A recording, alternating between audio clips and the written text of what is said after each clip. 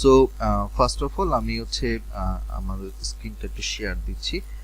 ক্লাসটা শুরু করার আগে আমি আপনাদেরকে জাস্ট কিছু বেসিক আইডিয়াটা একটু দেব, like about us, about our course, and এখানে আপনারা কী কী শিখবেন এই বিষয়ে। দেন আজকে আমরা যে পাইথনের ডেটা ম্যানেজমেন্ট পান্ডাস দিয়ে যে অংশটুকু আছে, এটা অনেক বড় আর কি। অ্যাকচুয়ালি এটা মোটামুটি প্রায় 2-2.5টার মতো ক্লাস লাগে আর কি। তো আজকে আমরা ফার্স্ট 1 ঘন্টা এটা নিয়ে বেসিক কিছু ডিসকাশন করব, so that you can just understand how this class is been conducted. Okay, so এইখানে আমি স্ক্রিনটা শেয়ার দিয়েছি, আপনারা কি স্ক্রিনটা দেখতে পাচ্ছেন? জি ভাইয়া, দেখা যাচ্ছে। ওকে, গ্রেট। সো আজকে তাহলে আমাদের যে ডেমো ক্লাস, 3 নম্বর ডেমো ক্লাস, এইটা আমরা শুরু করছি। এর আগের যে 2টা ক্লাস ছিল সেই 2টা ক্লাসের আমাদের ইউটিউবের মধ্যে ভিডিওগুলো দেওয়া আছে, ইউটিউব চ্যানেলের লিঙ্কে আপনারা গেলে সেগুলো পাবেন। ইভেন আমাদের ওখানে গত 4 বছরে মোটামুটি প্রায় 500-550 মতো ভিডিও দেওয়া আছে। ওখানে ওই ভিডিওগুলো আপনি যদি দেখেন, ওই ভিডিওগুলো দেখে শেষ করতে আপনার মোটামুটি 1 থেকে 1.5 মাস চলে যাবে। অনেক অনেক ভিডিও দেওয়া আছে, ফ্রি ভিডিও, এবং সেগুলো full length class. That means প্রত্যেকটা ক্লাস মোটামুটি 1.5 থেকে 2 ঘন্টার ভিডিও একটা। সো আমি ফার্স্ট অফ অল হচ্ছে আমাদের যেই data science with machine learning, এটাকে আমরা সংক্ষেপে ডিএসএমএল বলে থাকি, data science with machine learning deep learning with python and R language. So এইটা আমাদের 67th ব্যাচ। এটা আমরা এই বছরের আমাদের সেকেন্ড ব্যাচ। জানুয়ারি 2 তারিখে আমাদের বিআই অ্যানালিস্ট শুরু হয়েছিল, আর এটা হচ্ছে আমাদের সেকেন্ড ব্যাচ। আর আমাদের ওভারঅল গার্ডবাঙ্কার একাডেমির লাইফ সাইকেলে 67th ব্যাচ। এবং এইটা একটা 5 মাসের বুট ক্যাম্প, এটা একটা job ready boot camp. That means আমরা data scientist, machine learning engineer বা ডেটা ইঞ্জিনিয়ার, এই ধরনের জব সেক্টরে যারা ঢুকতে চাচ্ছেন, যারা এই ধরনের ক্যারিয়ারে যেতে চাচ্ছেন, তাদের জন্য এটা একটা জব রেডি বুট ক্যাম্প। তার মানে হচ্ছে আমরা জবের জন্য যা যা দরকার সেগুলো আমরা সবকিছু এখানে কভার করব, বাংলাদেশের পার্সপেক্টিভে যা যা দরকার। এই 5 মাসের বুট ক্যাম্পে আমাদের সপ্তাহে 2 দিন করে কাজ থাকবে। তো এই সপ্তাহে উইকলি যে 2 দিন ক্লাস কোন কোন দিন হবে সেটা আমি একটু বলে দিচ্ছি। স্যাটারডে আমাদের মেইন ক্লাস যেটা শুরু হবে শনিবার দিন থেকে 18 তারিখ, আর আরেকটা ক্লাস হবে টিউসডেতে। তো এই সপ্তাহে 2 দিন আমরা মূলত ক্লাস করব। ক্লাসের টাইম দুইটারই সেম টাইমে শুরু হবে, এখন যেমন শুরু হয়েছে 9:30 থেকে শুরু করে রাত্রে 11টা বা 11:30, 11:11 পর্যন্ত ইউজুয়ালি হয়ে থাকে। 1.5-2 ঘন্টা ক্লাস হয়ে থাকে। এবং এখানে আমরা যে জিনিসগুলো শিখবো, এইটা আমি আপনাদেরকে আমাদের যে ওয়েবসাইটের লিঙ্ক আছে সেটা দিয়ে আপনাকে দেখালে আপনারা একটু ক্লিয়ারলি বুঝতে পারবেন। সো আমি আপনাদেরকে আমাদের ওয়েবসাইটের এই স্ক্রিনটা দেখাচ্ছি। সো এইটা আমাদের 2502 সালের সেকেন্ড ব্যাচ। টোটাল 36টা লাইভ ক্লাস থাকবে, অর্থাৎ 1.5 থেকে 2 ঘন্টার লাইভ ক্লাস এখন যেভাবে হচ্ছে এরকম টোটাল 36টা ক্লাস থাকবে। 400-র উপরে আমরা এখানে কুইজ থাকবে এবং 12টা ক্যাপস্টোন প্রজেক্ট থাকবে। প্রজেক্টগুলো কি সেটা আমি একটু পরে আপনাদেরকে জানাচ্ছি। এটা আমরা শুরু করব বেসিক স্ট্যাটিস্টিক্স দিয়ে, এবং এখানে আমরা স্ট্যাটিস্টিক্সের ফার্স্ট যে পার্টটা সেটা হচ্ছে লিনিয়ার অ্যালজেব্রা, ভেক্টর ম্যাট্রিক্স দিয়ে শুরু করব। কিছু ফাউন্ডেশন ইনফরমেশন, কিছু থিওরিটিক্যাল ব্যাকগ্রাউন্ড থাকবে। এছাড়া তারপর থাকবে ডেসক্রিপটিভ স্ট্যাটিস্টিক্স এবং ডেটা ডিস্ট্রিবিউশন। সো একটা ডেটাকে স্ট্যাটিস্টিক্যাল মডেলিংয়ে নেওয়ার আগে অ্যাট ফার্স্ট আমি ডেটা থেকে যেভাবে এটার বেসিক কিছু ইনফরমেশনগুলো ক্যাপচার করতে পারি, বা ওখান থেকে কিছু ইনফরমেশনগুলো আমি বের করে নিয়ে আসতে পারি, ইনসাইট নিয়ে আসতে পারি, সেই জিনিসগুলো কীভাবে বের করতে হয় সেই জিনিসগুলো আমরা শিখবো। অ্যান্ড দেন তারপর আসবে আমাদের প্রবাবিলিটি এবং ডিস্ট্রিবিউশন। এখানে আমরা ফার্স্টে স্যাম্পলিং মেথড এবং প্রবাবিলিটি ফান্ডামেন্টালসগুলো দেখব, এবং সেখান থেকে প্রবাবিলিটি ডিস্ট্রিবিউশন। সো এখানে আমরা ডিসক্রিট এবং কন্টিনিউয়াস প্রবাবিলিটি ডিস্ট্রিবিউশনগুলো দেখব, এবং তারপর সেন্ট্রাল লিমিট থিওরেমগুলো পড়ব। তো এটা বেসিক্যালি হচ্ছে যখন আমরা statistical model, machine learning model তৈরি করতে যাই, তখন আমাদেরকে যে বেসিক প্রবাবিলিটি নলেজটা থাকা দরকার সেটা আমরা 2টা ক্লাসে কভার করব। এছাড়া যখন আমরা বিভিন্ন হাইপোথিসিস টেস্ট করে থাকি, তার জন্য আমাদের স্যাম্পলিং মেথডটা কীরকম হওয়া উচিত এটা নিয়ে একটা সেশন থাকবে। এরপর আসবে হচ্ছে আমাদের ইডিএ বা এক্সপ্লোরেটরি ডেটা অ্যানালাইসিস, এবং এই এর মাধ্যমে আমরা বেসিক্যালি একটা ডেটাকে ভেঙে চুরে ওটার ভেতর থেকে যা যা বের করা দরকার একদম ওটা নিংড়ে বের করব। তার মানে হচ্ছে যে ওটার ভিতরে নাড়িভুড়ি সবকিছু আমরা খুঁজে খুঁজে বের করব। এবং এটা বের করার জন্য আমাদের যে ডেটা ভিজুয়ালাইজেশন মেথডগুলো আছে এবং লাইব্রেরি আছে, লাইক ম্যাথপ্লটলিব, সিবোর্ন, সেটা আমরা ইউজ করব। এবং তার আগে আমরা নামপাই পান্ডাসের যেই সকল অ্যাপ্লিকেশনগুলো আছে, যে সকল ফাংশনসগুলো আছে, সেগুলো আমরা শিখবো এবং রিয়েল লাইফ প্রজেক্টের মাধ্যমে একটা ডেটা থেকে কীভাবে আমরা ইনসাইট বের করতে পারি সেই বিষয়ে আমরা ডিটেলসে শিখব।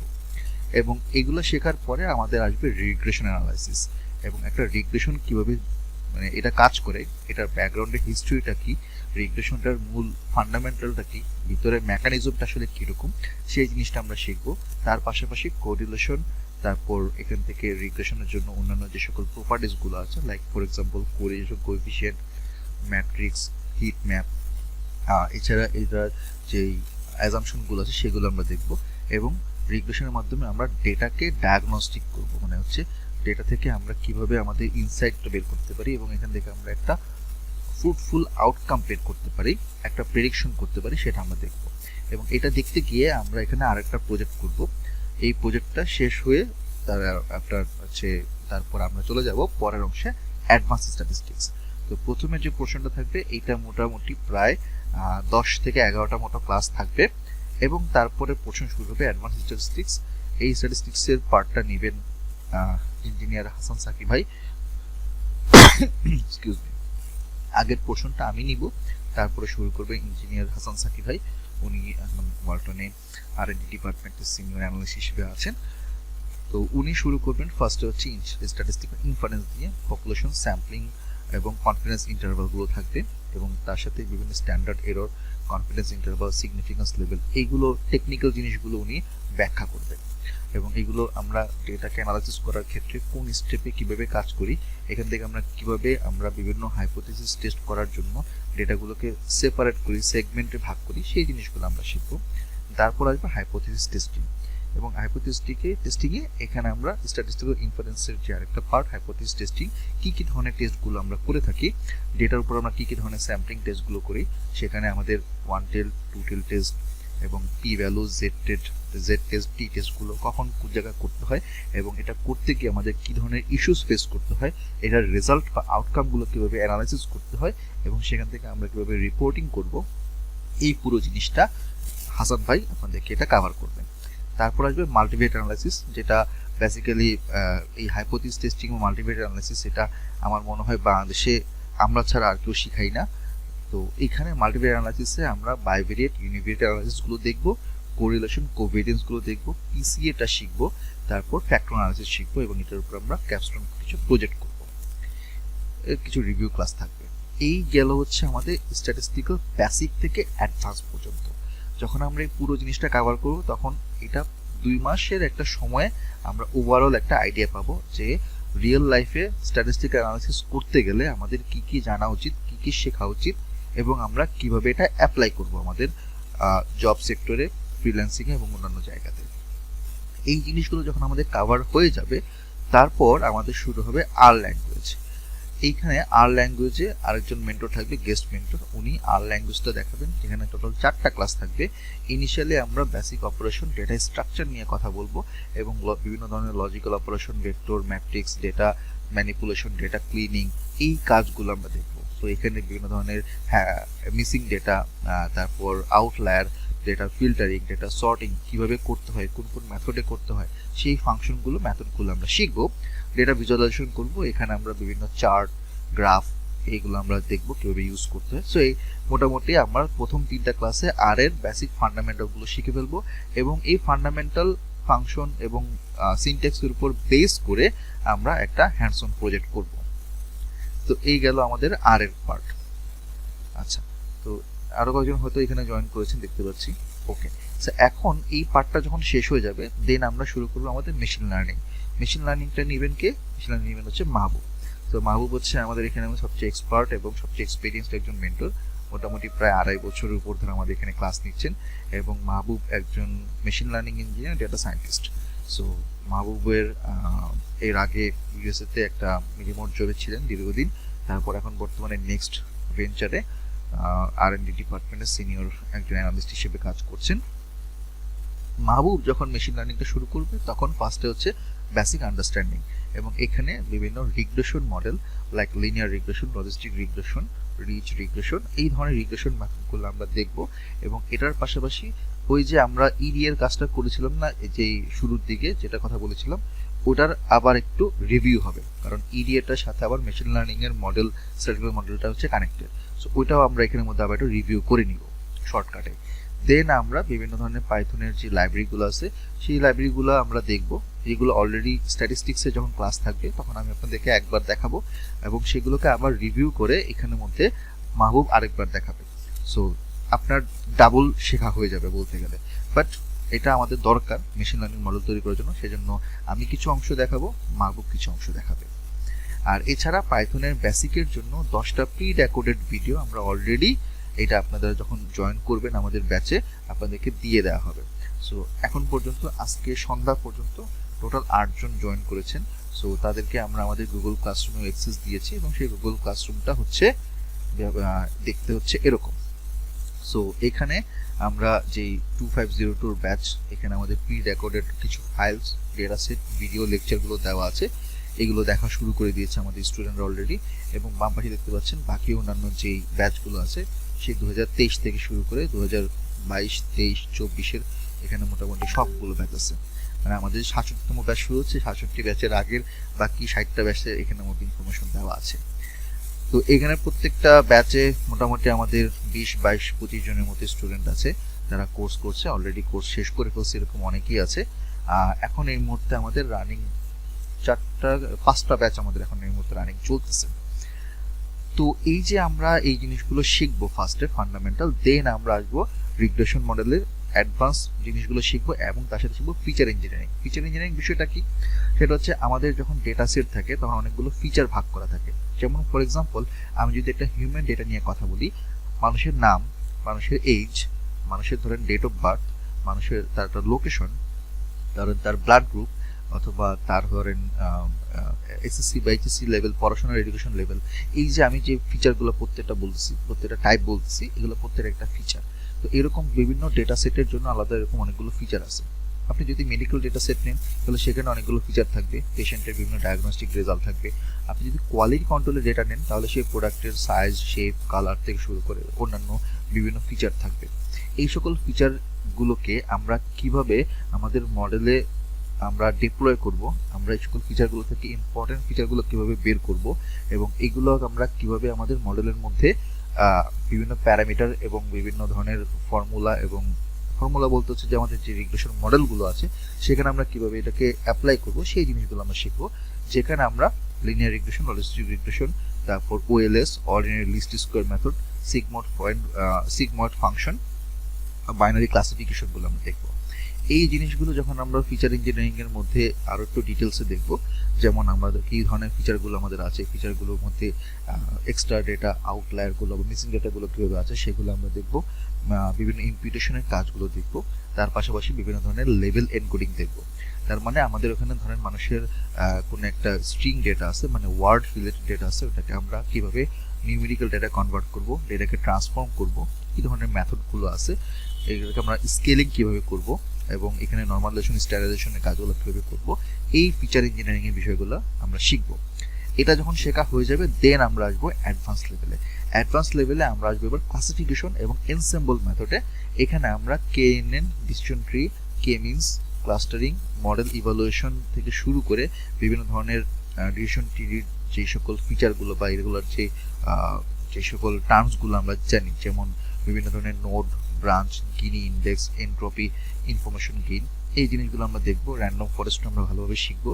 তারপর এখান থেকে আসবো আমরা SVM, support vector machine, naive Bayes, এছাড়া কার্নেল কীভাবে কাজ করে, কার্নেল হাইপার প্যারামেট্রিক মডেলগুলো কীভাবে কাজ করে। মোটামুটি এখানে মেশিন লার্নিংয়ের শুধুমাত্র আমরা যে সকল নামগুলো শুধু মুখে মুখে শুনি, সুপারভাইজ এবং সেমি সুপারভাইজ নামগুলো, সেটার আরও ইন ডেপথে যাব। একজন হাত তুলেছেন, পেইড ব্যাচ ক্লাস টাইমটা শেয়ার করলে ভালো হতো। আচ্ছা, ওকে, আমি এটা আসছি, নো প্রবলেম, আমি কিছুক্ষণের মধ্যে আসছি, জাস্ট 2 মিনিট সময় দেন, আমি একটু এটাকে ডিফাইন বলে যাচ্ছি।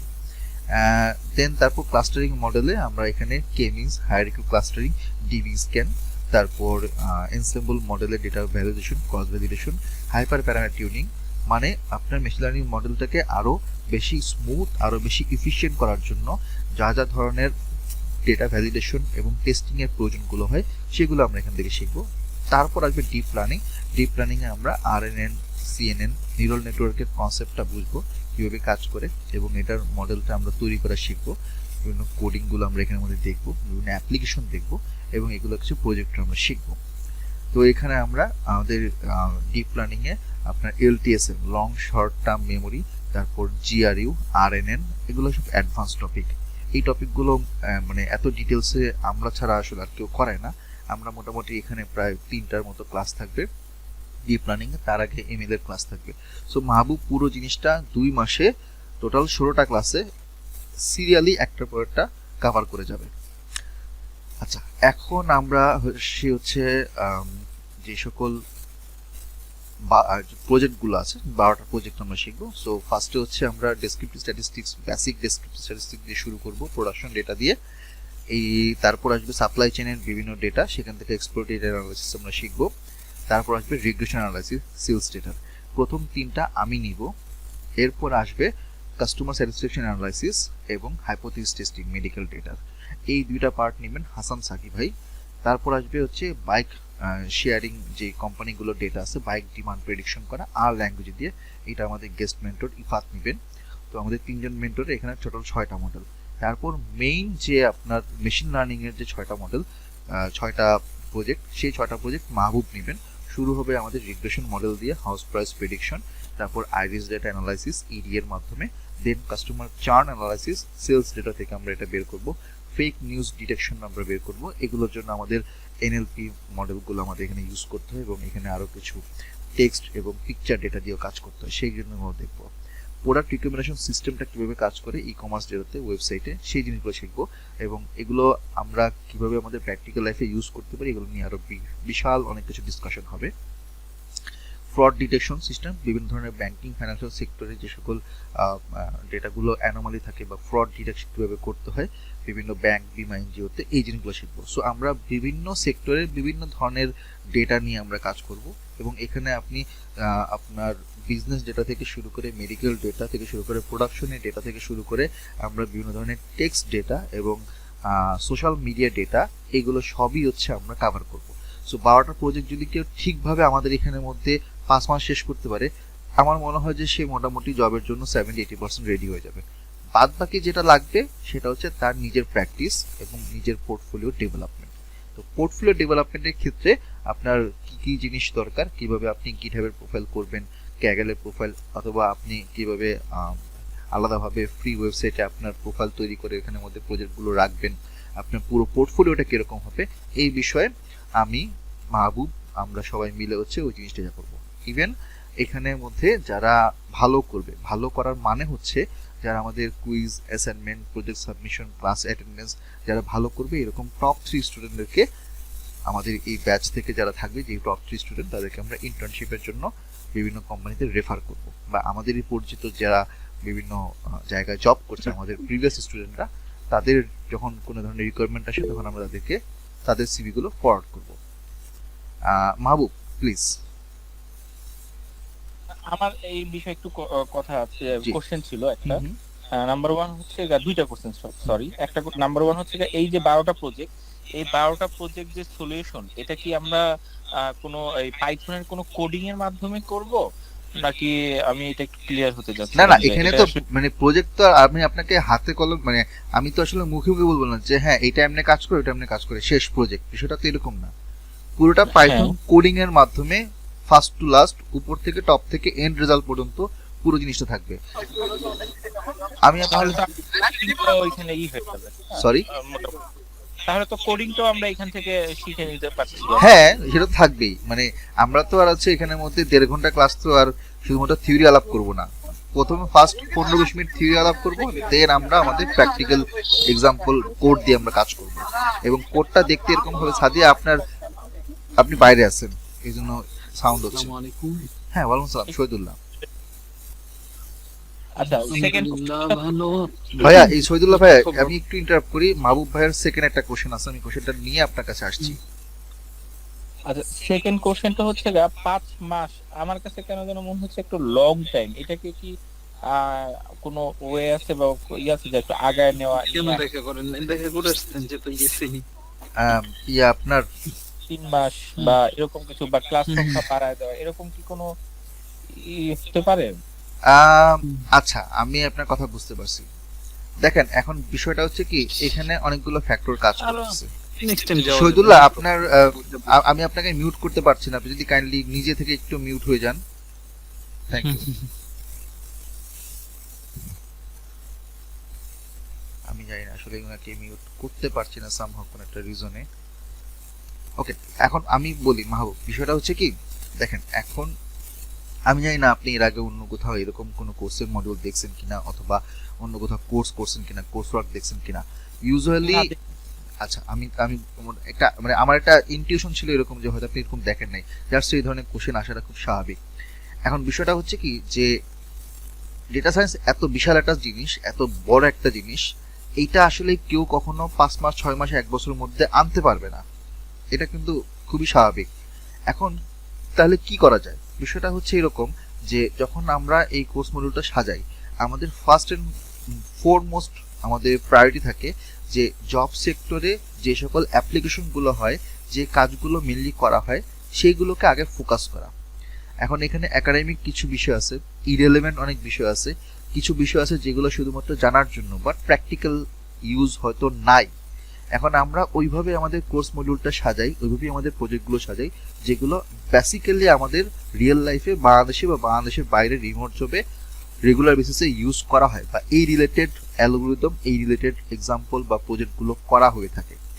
এখন বিষয়টা হচ্ছে যে আমি লাস্ট ক্লাসে বা তার আগের ক্লাসে হয়তো বলছিলাম, আপনি হয়তো ছিলেন না, 2020-21-22 বাদ দিলাম, 21-22 এবং 23-এর সময়ে আমাদের কোর্সের ডিউরেশন ছিল 8 মাস, 7.5 থেকে 8 মাস, এবং ওইটা আরো লেংদি ছিল, আরো অনেক কিছু এখানে অ্যাড করা ছিল।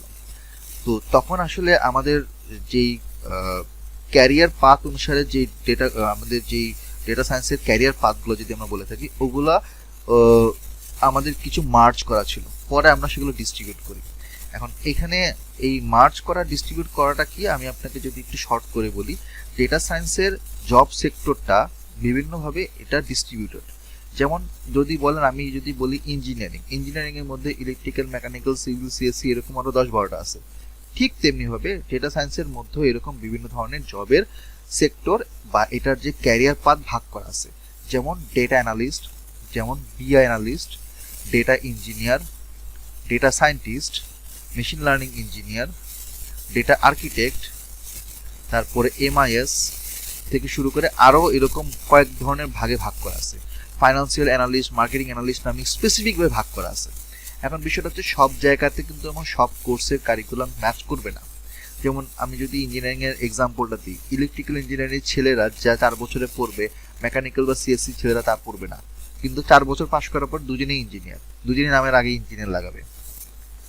একই রকম ভাবে আমি যখন ডেটা সায়েন্টিস্ট বা মেশিন লার্নিং ইঞ্জিনিয়ারের জন্য যেই পোর্শনটাকে ভাগ করব, ওই পোর্শনের নলেজটুকু যতটুকু দরকার অতটুকু আমার জানাটা ইম্পর্টেন্ট, বাকিগুলো আমার জন্য দরকার নাই, বা ওইটা আমার এই মুহূর্তে প্রয়োজন নাই।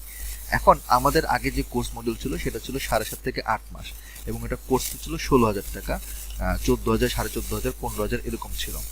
তো বিষয়টা হচ্ছে যে এইটা যত আপনি লম্বা করবেন তত আপনার জন্য এটা হেক্টিক হবে, বোথ স্টুডেন্টস অ্যান্ড মেন্টর। আমরা দীর্ঘদিন ধরে যেহেতু করাচ্ছি, আমাদের ওই এক্সপিরিয়েন্সটা আছে যে কোর্সের মডিউলটা কিভাবে সাজাইলে সেটা একটা অপটিমাম লেভেল আসে। আমরা অনেকবার বিভিন্নভাবে ট্রায়াল এন্ড এরর মেথডে গেছি, এবং আমাদের কোর্সের মডিউল আমরা স্ট্যান্ডার্ড বলি এই কারণে, দুইটা কারণে। এক হচ্ছে আমাদের কোর্সের যেই মডিউল এবং যা যা আমরা শেখাই সেটা ইন্টারন্যাশনালি স্ট্যান্ডার্ড।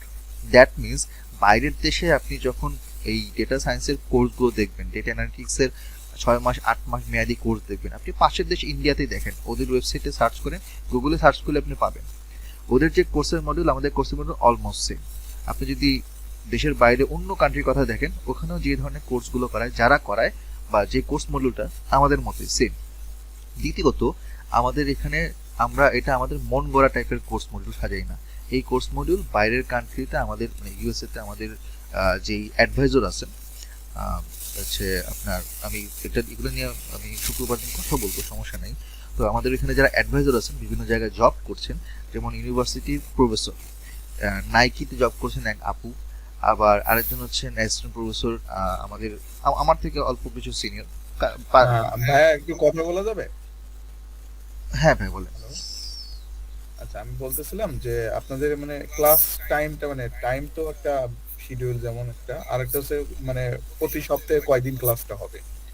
5 মাস টাইম দিয়েছেন, এটা আমার কাছে মনে হচ্ছে অনেক শর্ট হয়ে যায়, কারণ এটা তো অনেক লং টার্ম সি ডাটা আপনি সায়েন্স। বলতেছেন শর্ট কম হয়ে গেছে, মাহবুব বলতেছেন এটা বেশি হয়ে গেছে। সো এই যে পারসেপশনটা, এই পারসেপশনটা থাকার কারণে হচ্ছে মানুষ কি করে যে মানে এই কি বলবো এটাকে আসলে কিভাবে বুঝাই, একটা না আমি মানে আমি যতটুকু ডাটা সায়েন্স নিয়ে যতটুকু ঘাটাঘাটি করছি, হ্যাঁ সে অনুপাতে আমি আমার মানে মতামত বললাম। তো আমি মনে করতেছিলাম যদি আপনাদের মানে ক্লাসটা যদি বাড়ায় দিয়ে ধরেন সপ্তাহে 3 দিন বা 4 দিন করে দিয়ে যদি 5 মাস যদি কন্টিনিউ করা যায়, তাহলে আমার মনে হয় যে আমরা সবগুলো বিষয়গুলো আমরা মানে ডিটেলসটা বুঝতে পারবো হয়তো। এটা আমার মতামত না দিচ্ছি। না অবশ্যই আপনি আপনার মতামত দিতে পারেন, আমি সেই মতামতের ভিত্তিতে আপনাকে আমি রিপ্লাই দিতে পারি। সেটা হচ্ছে যদি আমরা সপ্তাহে 3 দিন করে ক্লাস নিয়ে এরকম 5 মাস যাই, তাহলে আমার ক্লাসের ডিউরেশন এবং ক্লাসের সংখ্যা হয়ে যাবে 36-এর জায়গায় 48টা। তখন আমার কোর্স ফি 8,500 টাকায় আমার হবে না, আমার পোষাবে না। তখন কোর্স ফি হয়ে যাবে 12,000 14,000 টাকা। আপনি দিতে রাজি হবেন? এখানে যারা আছে তারা যারা কোর্স ফি দিতে রাজি হবেন? তখন ওই 8 মাস মানে মানে তো এটা হচ্ছে প্রথম কথা। দ্বিতীয় কথা হচ্ছে যে আমাদের মেন্টররা এই যে ব্যাচ শুরু করতেছি, এটা এমন না যে আমাদের একটা ব্যাচ, আমাদের এই মুহূর্তে 5টা ব্যাচ রানিং। আমাদের টোটাল এখানে 8 জন মেন্টর, 5 জন রেগুলার মেন্টর, 3 জন গেস্ট মেন্টর। এবং এই যে এই মুহূর্তে আপনার সাথে আমি কথা বলছি, ক্লাস নিচ্ছি, একই সময় আরো 2টা ব্যাচে আরো 2জন মেন্টর অন্য 2টা ব্যাচে ক্লাস নিচ্ছেন। So it's not possible for us to increase the number of classes or number of durations in 1 week. এটা হচ্ছে প্রথম কথা। দ্বিতীয় কথা হচ্ছে এখানে যারা জব করছেন, যারা স্টুডেন্ট আছেন, তাদের জন্য সপ্তাহে 2 দিন ক্লাস করাটাই, ক্লাসে আসাটাই অনেক সময় খুব প্যারা হয়ে যায়। সেখানে 3 দিন 4 দিন দিলে এটা মানুষজন কয়েকদিন পরে পালাবে। আমি আপনার কথা বুঝতে পারছি, কিন্তু বিলিভ মি আমরা এগুলোর উপর অনেক স্টাডি করছি। একটা কোর্স মডিউল সাজানো, একটা মানে এটা অফার করা এবং ক্লাসগুলোকে মেনটেন করা, এগুলোর উপর আমি নিজে মানে ঘাটাঘাটি করছি। এর উপর আমার নিজের পড়াশোনা আছে, একাডেমিক কারিকুলাম, প্রফেশনাল কারিকুলাম কিরকম, এগুলোর উপর আমি খুব ভালো পড়াশোনা করে আসছি এবং এটার সাথে সাইকোলজিও বিষয়টা কাজ করে। যাই হোক, এখানে আসলে বিষয়টা হচ্ছে যে আমরা অনেক ট্রায়াল এন্ড এররের পরে আমরা স্ট্যান্ডার্ডাইজ করছি। এই স্ট্যান্ডার্ডাইজের বাইরে যাইতে গেলে আমাকে এটার উপর আবার কাজ করতে হবে, এবং এটার উপর বারবার কাজ করলে যেটা হয় সেটা হচ্ছে যে কোয়ালিটি ড্রপ করে। আমরা কোয়ালিটি ড্রপ করি না কখনো। আপনারা হয়তো জিজ্ঞেস করতে পারেন, এই যে একটু আগে আমি কথা বললাম ভাইয়া 2 বছর আগে 8 মাসে ছিল, এখন 5 মাসে কেন নিয়ে আসছে?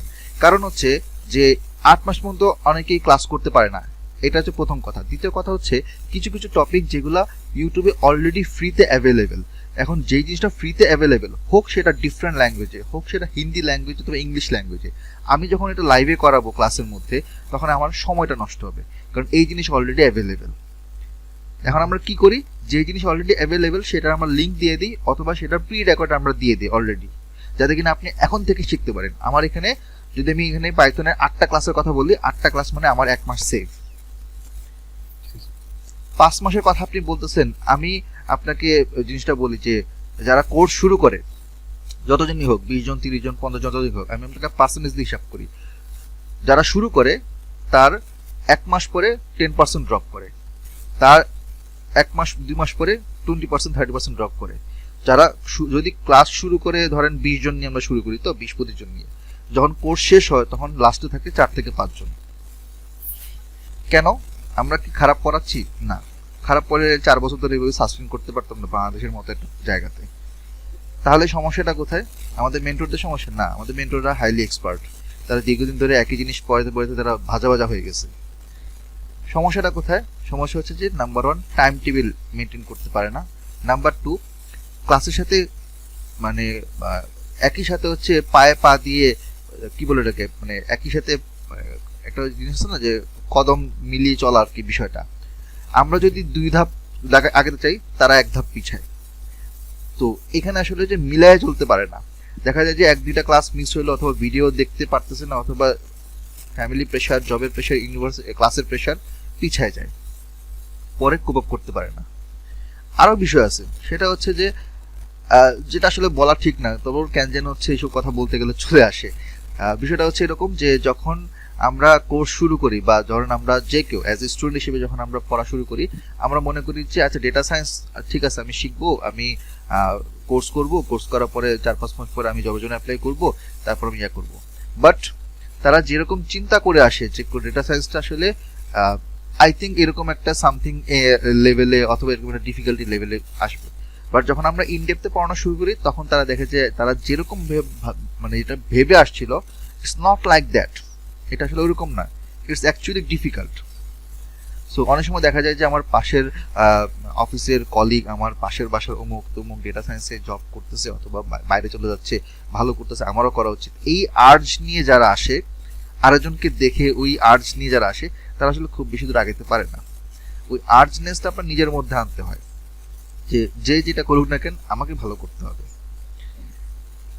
আমি আপনাকে বুঝাতে পারছি ভাইয়া? জি জি জি জি। সো এরকম অনেক জিনিস আপনি হয়তো বলতে পারেন, খুবই স্বাভাবিক, কিন্তু আমরা এগুলোর উপরে গত 4 বছর স্টাডি করে এগুলো অনেকভাবে আমরা আগায় নিয়ে ছোট বড় করে আমরা এগুলো বিভিন্ন স্ট্যান্ডার্ডাইজ করছি। So it's very difficult to change randomly. এটা একটা একটা এটা একটা স্লো প্রসেস। আপনার জন্য হয়তো এটা আপনি হঠাৎ করে আসতেছেন বলতেছেন, মেবি ঠিক আছে, আমি আপনার কথা মানতেছি, এরকম চিন্তা অনেকের থাকতে পারে। বাট যেহেতু আমরা দীর্ঘদিন ধরে করাচ্ছি, আমরা বাঙালি মানুষের সাইকোলজি বুঝি। হ্যাঁ, 8 মাসে দিলে 3 মাসের মাথায় পালায় চলে যায়, ভাই সম্ভব না, আমি পারবো না, আমাকে দ্বারা হবে না, হ্যাঁ এরকমও আছে। আবার খুব বেশি ছোট হলেও আমরা এটা পারি না। কেন? কারণ হচ্ছে আমরা খুব বেশি শর্টকাটে গেলে ওই ভাষা নলেজ দিয়ে আমরা যদি শিখাই তাহলে সেটা আপনার কোনো কাজে লাগবে না। মানে ধরেন এরকম অনেক প্ল্যাটফর্ম আপনি দেখবেন আর অনেক জায়গায় 2টা বা 3টা ক্লাসে মেশিন লার্নিং শেষ করে দেবে, একটা ক্লাসে ডিপ লার্নিং শেষ করে দেবে, স্ট্যাটিস্টিক্যাল অ্যানালিসিস 2টা বা 4টা ক্লাসে, এরকম ভাবে শর্টকাট করে 2.5 মাস 3 মাসের মধ্যে প্যাক আপ করে ফেলবে। তাতে আপনার সময় নষ্ট হবে, আপনি কিছু বুঝবেন না, আপনার সব মাথার উপর দিয়ে যাবে, আপনার টাকা, সময়, এফোর্ট সব নষ্ট হবে। সো ওই স্ট্যান্ডার্ড ফরম্যাটে আমরা শিখাই, যাতে কিনা স্মুথলি একটা পর একটা পার্ট বাই পার্ট সিরিয়ালি, কোনো ধরনের কোনো ইন্টারাপশন ছাড়া এবং কোনো জাম্প দেওয়া ছাড়া। জাম্প দিলেই হচ্ছে সমস্যা। আপনাকে শিখতে হবে ক্রনোলজিক্যাল অর্ডারে, স্টেপ বাই স্টেপ, একটা একটা করে। আচ্ছা, আমি হচ্ছে আপনাদের প্রজেক্টের ব্যাপারে তো বললাম, আর ক্লাসের ব্যাপারে যেটা আমি ওই কথা বলতে গিয়ে এটা বলতে ভুলে গেছি, সেটা হচ্ছে আমি মেবি শুরুর দিকে একবার বলছি, আমি আবার একটু বলে, আমি দেখেন এখানে লেখা আছে, আমি কিন্তু এই কথাটা বলে আসছি। সপ্তাহে 2 দিন ক্লাস হবে, শনিবার দিন এবং মঙ্গলবার দিন। আমাদের অন্য দিনগুলো তো শিডিউলে ব্যাচ থাকে। আমাদের মূলত ব্যাচের শিডিউলটা মানে টোটাল হচ্ছে আপনার 4টা। একটা হচ্ছে গিয়ে সানডে, ওয়েডনেসডে, মানডে, থার্সডে, আর টিউসডে, ফ্রাইডে, যেটা আসলে এই মুহূর্তে এখন নাই, আর একটা হচ্ছে আপনার স্যাটারডে এবং টিউসডে। সো আমাদের এখন যে ব্যাচ শুরু হচ্ছে এটা আমাদের ডিএসএমএল এ 2502। আমাদের সানডে ওয়েডনেসডেতে এখন 2409 এবং 2411 চলতেছে। আমাদের মানডে এবং থার্সডেতে এখন 24 আপনার 10 এবং হচ্ছে আপনার 2412 চলতেছে। আর রিসেন্টলি হচ্ছে, সরি ভুল বলছি, 2411 না, 2413, 11 তো শেষ করলাম, জাস্ট 2 সপ্তাহ আগে শেষ করলাম। আমাদের এখন এই মুহূর্তে 4টা-5টা ব্যাচ রানিং, এবং প্রত্যেকটা শিডিউলে এই ক্লাসগুলো মেনটেন করাটা একটু ডিফিকাল্ট। তো এই জন্য আর কি 2টার জায়গায় 3 দিন রাখাটা আসলে পসিবল হয় না। এনিওয়েজ, আমাদের ক্লাস টাইম অলওয়েজ ফিক্স, 9:30 থেকে শুরু হয়। কোনো দিন হয়তো আমাদের যারা মেন্টররা জব করেন হয়তো রাস্তার জ্যামের কারণে আসতে দেরি হইতে পারে, সেক্ষেত্রে 10-15 মিনিট একটু লেট হইতেই পারে, অথবা কোনো দিন হয়তো একটু আগে হইতে পারে। যেমন ধরেন আপনার সামনে রমজান মাসে আমরা কি করি, আমাদের ক্লাসের ডিউরেশনটা কমাই দিই। এই 1.5 ঘন্টা 2 ঘন্টা ক্লাসের জায়গায় আমরা 1 ঘন্টা নিই, এবং এটা আমরা তারাবির পরে 10টা, 10:15 থেকে শুরু করি, 11টা, 11:15টার মধ্যে আমরা শেষ করে দিই। তো রমজানের টাইমটা আমরা ক্লাস টাইমটা কম রাখি, এটা পরবর্তীতে আবার রমজানের পরে ওটাকে আমরা এটা মেক আপ করে দিই।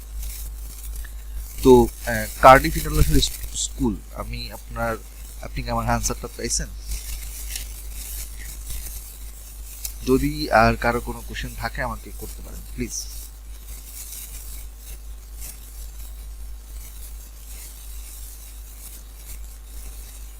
নাই? আচ্ছা ঠিক আছে, তাহলে আমি আচ্ছা, তাহলে আমি হচ্ছে আপনাদেরকে আমাদের আজকের যে সেশনটা সেটা নিয়ে একটু ডিসকাস করি। সেটা হচ্ছে যে আজকে আমরা একটু দেখবো পান্ডা সম্পর্কে, যেহেতু অলরেডি এখন 10টা বেজে গেছে, কারণ এগুলো নিয়ে ডিসকাস করতে গেলে একটু সময় চলে যায়। এই জন্য ডেমো ক্লাস আসলে 1.5 ঘন্টা 2 ঘন্টা আসলে করানো ডিফিকাল্ট হয়ে যায়। আচ্ছা, যে পান্ডাসটা কি? পান্ডাস হচ্ছে একটা ডেটা অ্যানালিসিস করার একটা লাইব্রেরি, পাইথনের একটা লাইব্রেরি। তো পাইথন প্রোগ্রামিং ল্যাঙ্গুয়েজটা আমরা কেন ইউজ করি? বিভিন্ন কারণে ইউজ করি। নাম্বার 1, পাইথন হচ্ছে সবচেয়ে ওয়াইডলি পপুলার একটা ল্যাঙ্গুয়েজ। নাম্বার 2, পাইথন শেখাটা সহজ।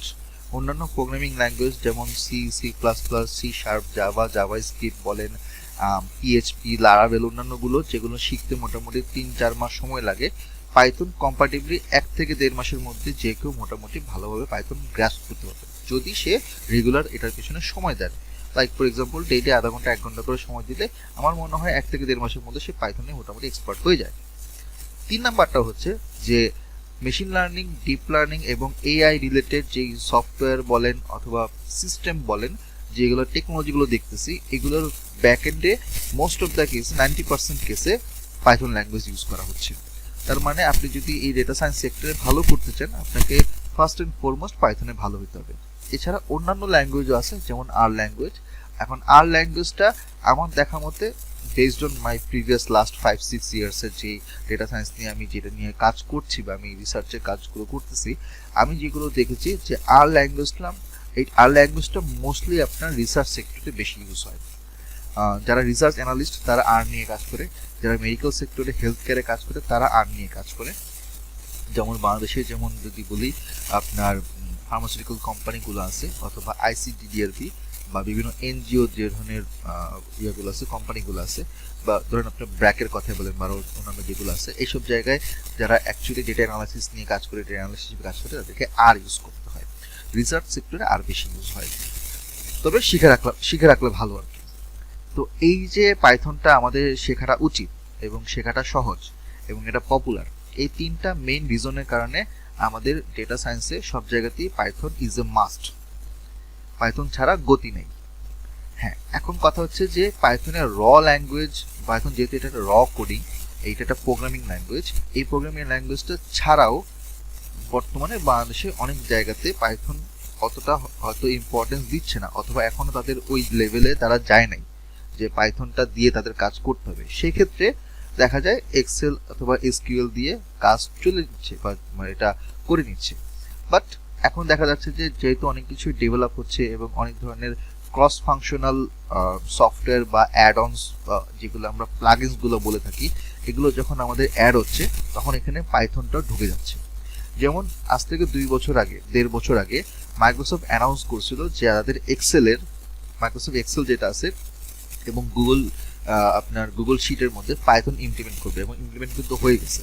আমরা তো সবাই আসলে ক্র্যাক ভার্সন ইউজ করি পাইথনের, এক্সেলের যেটা পেইড ভার্সন বা ধরেন আপনার অরিজিনাল ভার্সন যেটা দেশের বাইরে ইউজ হচ্ছে, ওখানে পাইথন ইন্টিগ্রেটেড। সো এগুলো আসলে আমাদেরকে বোঝায় যে পাইথনটা আমার জানাটা খুবই জরুরি। এখন কথা হচ্ছে যে পাইথন যে আমি শিখবো, পাইথনটার ভিতরে কি আছে? পাইথন একটা প্রোগ্রামিং ল্যাঙ্গুয়েজ। এই প্রোগ্রামিং ল্যাঙ্গুয়েজের ভিতরে আমরা বিভিন্ন ধরনের লাইব্রেরি দেখি, এই লাইব্রেরির ভিতরে বিভিন্ন ফাংশনস থাকে। আমি আপনাকে এই জিনিসটাকে একটু ড্র করে দেখাই, আপনার জন্য বুঝতে সুবিধা হবে। তো পাইথন প্রোগ্রামিং, আমি যদি এটাকে এরকম একটা বক্সের মধ্যে চিন্তা করি, তো এটার একদম সেন্টারে হচ্ছে আমাদের লাইব্রেরি, এবং এই লাইব্রেরি থেকে আমার বিভিন্ন ধরনের মডিউল ভাগ হয়েছে। হ্যাঁ, মডিউল যদি বলি, মডিউল, এবং এটার ভিতরে একটা সাব মডিউল আছে, এবং এই মডিউল থেকে আবার বিভিন্ন ফাংশনস গুলো আলাদা হয়েছে। ফাংশনস, এখন প্রশ্ন হতে পারে যে লাইব্রেরিটা আসলে লাইব্রেরি হচ্ছে, আমরা যেরকম বলি যে আমরা লাইব্রেরিতে গিয়ে বই দেখি না, বিভিন্ন ধরনের বই থাকে। আর আপনি যখন লাইব্রেরিতে যাবেন, যে কোনো লাইব্রেরিতে ঢুকবেন, আপনি ওখানে দেখবেন যে বিভিন্ন ক্যাটাগরি ভাগ করা আছে। যেমন ধরেন হিস্টোরিক্যাল বই একটা সাইডে, আপনার গল্পের বই এক সাইডে, অথবা একাডেমিক বই এক সাইডে, এরকম ভাগ করা থাকে। তেমনি লাইব্রেরির ভিতরে যখন আমরা যাব, তখন আমরা দেখবো যে বিভিন্ন মডিউলে ভাগ করা আছে। তো এই লাইব্রেরিগুলোর ভিতরে কি কি ধরনের পার্ট থাকে? একটা হচ্ছে আপনার ধরেন নিউমেরিক্যাল বিভিন্ন অ্যানালিসিস করার জন্য একটা লাইব্রেরি থাকে, ডেটা ম্যানেজমেন্ট, ডেটা ম্যানিপুলেশন এবং ডেটা নিয়ে যত ধরনের কাজ দরকার সেটা নিয়ে একটা লাইব্রেরি থাকে, ডেটাকে ভিজুয়ালাইজ করার জন্য একটা লাইব্রেরি থাকে, মেশিন লার্নিং মডেল তৈরি করার জন্য লাইব্রেরি থাকে, data machine learning model evolution করার জন্য লাইব্রেরি থাকে, সাইকিট লার্নের জন্য লাইব্রেরি থাকে, ডিপ লার্নের জন্য লাইব্রেরি থাকে। এরকম বলতে গেলে মোটামুটি প্রায় কয়েকশো লাইব্রেরি আছে পাইথনের মধ্যে। এবং এই লাইব্রেরিগুলোর ভিতরে যে মডিউলগুলোর কথা আমি বলতেছি প্রত্যেকটা ইন্ডিভিজুয়াল পার্টের জন্য, এটার ভিতরে প্রত্যেকটা লাইব্রেরির ভিতরে আরও প্রায় কয়েকশো মডিউল থাকে। এবং এই মডিউলগুলো কি নামে আছে? মডিউলগুলো হচ্ছে এরকম যে ধরেন আমি শুধুমাত্র স্ট্যাটিস্টিক্সের কিছু অ্যানালাইসিস করব, ওটার জন্য একটা মডিউল।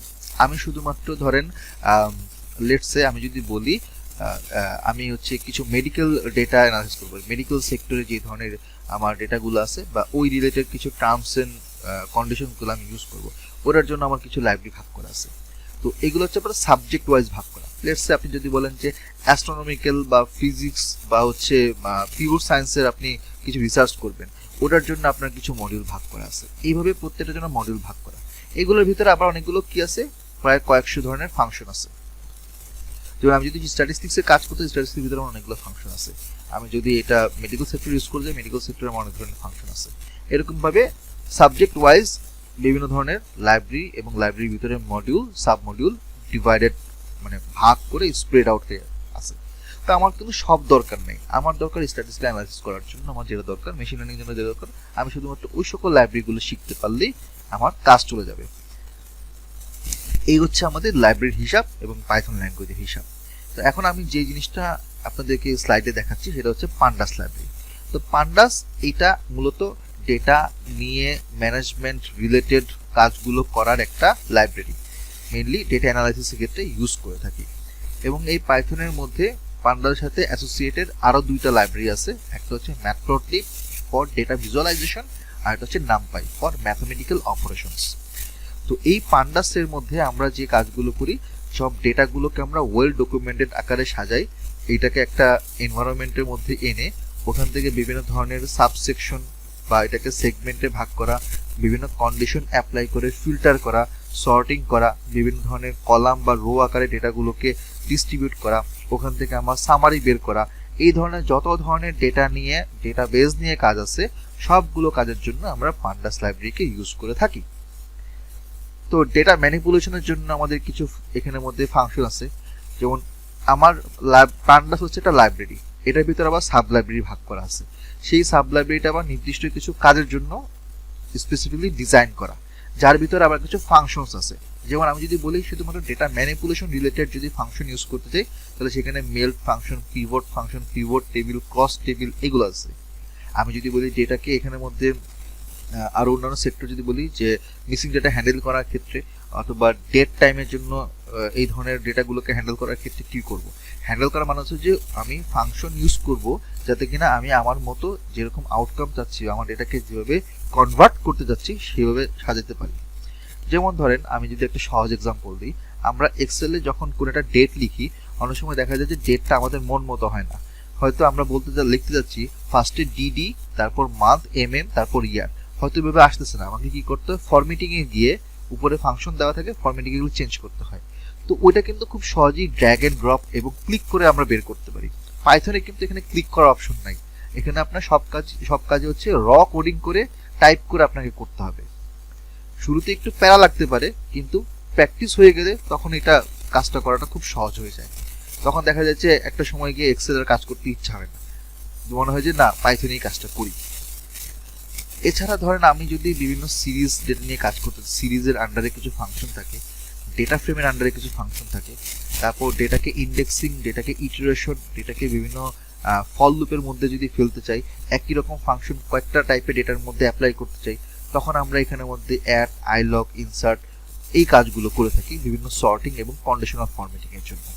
তো আপনি দেখবেন যে এক্সেলের মধ্যে কিন্তু কন্ডিশনাল ফরম্যাটিং এর একটা ছোট্ট বক্স উপরে আছে।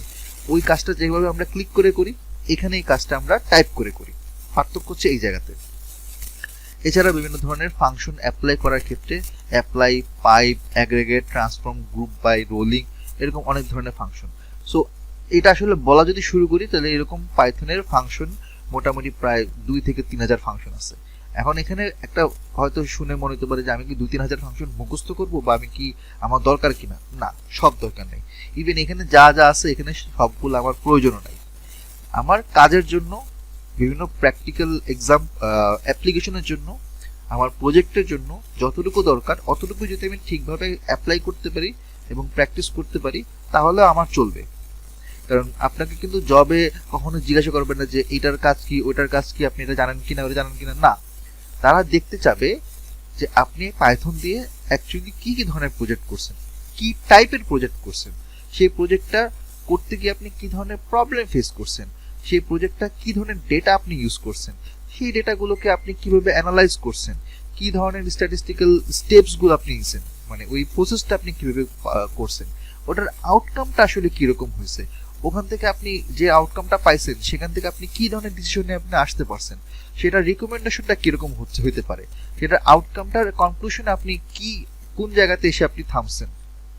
তো এই কথাগুলো বা এই কোশ্চেনগুলোর আনসার সাধারণত আপনার ওরাল আনসারের দিকে মতোই হয়, মানে আপনি তাকে বুঝায় বলবেন। এবং কেউ যদি প্রুফ চায় আপনি আপনার পোর্টফোলিওর লিঙ্ক, দ্যাট মিনস আপনার গিটহাবের লিঙ্ক, ক্যাগেলের লিঙ্ক বা অন্য লিঙ্কগুলো, লিঙ্কডইন লিঙ্ক, ইয়ার লিঙ্কগুলো আপনি দিবেন। তখন হবে কি, সে যখন দেখবে কোড, যদি যারা রিক্রুটার সে যখন দেখবে তখন দেখবে যে হ্যাঁ কোডটা হচ্ছে এরকম, সেইভাবে এক্সপ্লেন করছে, দ্যাট মিনস সে এটা জানে, সেটা বুঝে সে এইভাবে সে কোডটা রেডি করছে, so he is capable of doing hour jobs, আমার এই কাজগুলো, এই টাস্কগুলো তাকে সে করতে পারবে, তো আমি তাকে নিতে পারবো। সো তাহলে এই ব্যাপারটা কি দাঁড়াচ্ছে যে আপনি যতটুকু যেভাবেই শিখেন না কেন, আপনার শেখাটা প্র্যাকটিক্যালি আপনার প্রজেক্টের থ্রুতে, আপনার পোর্টফোলিও থ্রুতে সেটাকে রিফ্লেক্ট করতে হবে এমনভাবে যে কিনা আপনার পোর্টফোলিও দেখে, আপনার গিটহাব প্রোফাইল দেখে যেন বুঝতে পারে ওকে এই বান্দা হচ্ছে আমার কাজের জন্য পারফেক্ট, তাকে আমি নিব, তাকে আমি ইন্টারভিউতে ডাকবো।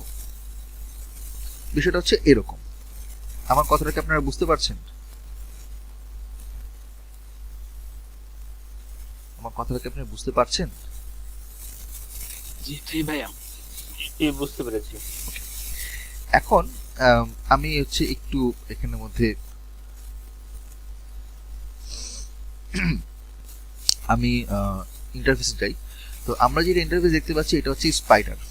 এখন স্পাইডারটা কি?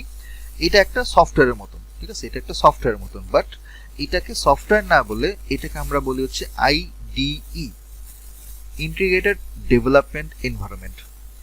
তো এটা কি জিনিস?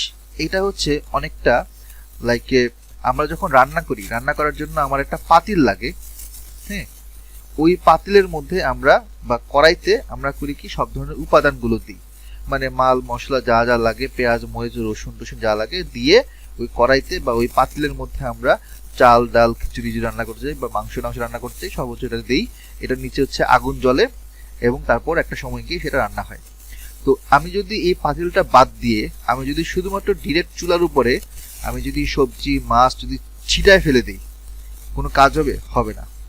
সো আমাকে কোনো একটা পাত্র লাগবে, যে পাত্রের মধ্যে আমি আমার রান্নার উপাদানগুলো এখানে রাখবো। আইডিটা হচ্ছে ঠিক একই রকম একটা জিনিস, যেটা হচ্ছে একটা আমার এনভায়রনমেন্ট হিসেবে কাজ করবে, যে এনভায়রনমেন্টে আমি বেসিক্যালি আমার পাইথনে কোড লিখবো। ওই লেখার জন্য আমার একটা পাত্র লাগবে, একটা জায়গা লাগবে, এটা হচ্ছে একটা জায়গা। আপনি যদি কোনো কিছু টাইপ করতে চান, আপনি নর্মালি কি করেন? মাইক্রোসফট ওয়ার্ড ওপেন করেন বা আপনি নোটপ্যাড ওপেন করেন। এই দুটো জিনিস ওপেন না করে অন্য কোনো সফটওয়্যার দিয়ে বা ডেস্কটপ আপনি যদি এমনি টাইপ করেন, লেখা উঠবে না। তো প্রত্যেকটা জিনিসের জন্য আমার একটা এরকম পাত্র বা একটা এনভায়রনমেন্ট লাগবে। আইডিটা হচ্ছে এই ধরনের একটা এনভায়রনমেন্ট। এখন পাইথন ল্যাঙ্গুয়েজ দিয়ে কাজ করার জন্য, প্র্যাকটিস করার জন্য বা প্রজেক্ট তৈরি করার জন্য এরকম আইডি আরো কয়েকটা আছে। যেমন স্পাইডার একটা আমি বললাম একটু আগে, আমি এটা দেখালাম, স্পাইডারের স্ক্রিনটা আপনাকে দেখাচ্ছি এটা। এছাড়া হচ্ছে জুপিটার নোটবুক, এছাড়া আছে গুগল কোল্যাব, এছাড়া পাইচার্ম আছে। সো আমি যদি আপনাদেরকে জুপিটার নোটবুকের কথা যদি বলি, জুপিটার নোটবুকটা আসলে কিরকম, এটা হচ্ছে জুপিটার নোটবুক। তো জুপিটার নোটবুকে এটা আমি যদি এখানে ট্রাই দিই তাহলে, আচ্ছা আমি এখান থেকে না গিয়ে আমি হচ্ছে জুপিটার নোটবুক আমি ইয়ে থেকে দিই, লোকাল ইয়ে থেকে দিই।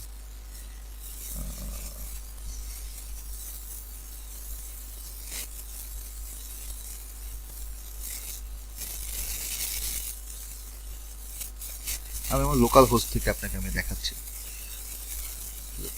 ও আচ্ছা, আমার আবার হচ্ছে গিয়ে ইয়া হয়েছে, আমি তো আমার ড্রাইভ চেঞ্জ করছি। আচ্ছা, আমি আপনাকে আরেকভাবে দেখাই, স্ক্রিন তো কয়েকটা পিকচার দিয়ে দেখাই, তাহলে আপনি বুঝতে পারবেন জুবিরা নোটবুকটা আসলে দেখতে কীরকম। জাস্ট আপনাকে একটা ইমেজ দেখাই। এটা হচ্ছে আমাদের জুবিরা নোটবুকের এনভায়রনমেন্ট। এটা হচ্ছে এইরকম একটা এনভায়রনমেন্ট থাকে, এবং এখানেও আমরা বাম পাশে ডান পাশে কিছু আইকন দেখি, কিছু জিনিস দেখি, কোড লেখার জায়গা দেখি।